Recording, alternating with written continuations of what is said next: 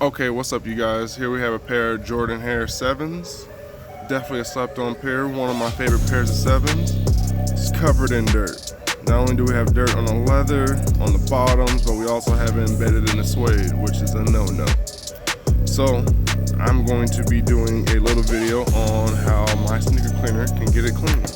Stay tuned.